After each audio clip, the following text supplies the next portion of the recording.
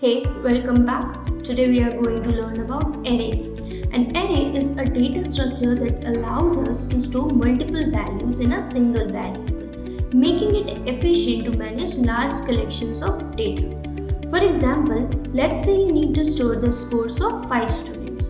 Instead of creating separate variables for each score like this, you can use an array to store all the scores in one place.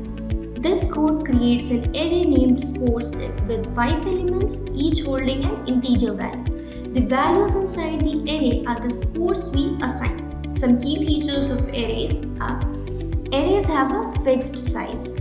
Once you declare an array with a specific size, like 5 in this case, you cannot add more elements later.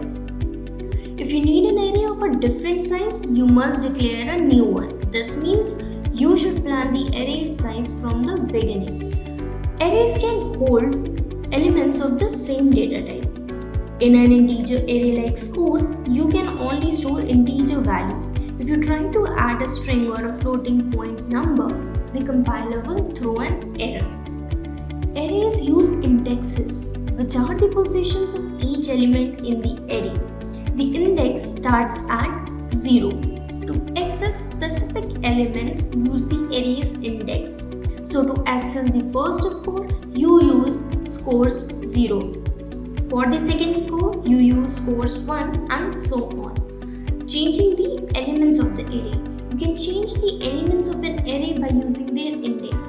For example, if you want to replace 92 with 100, the code will look like this. So scores at 3 will be 0.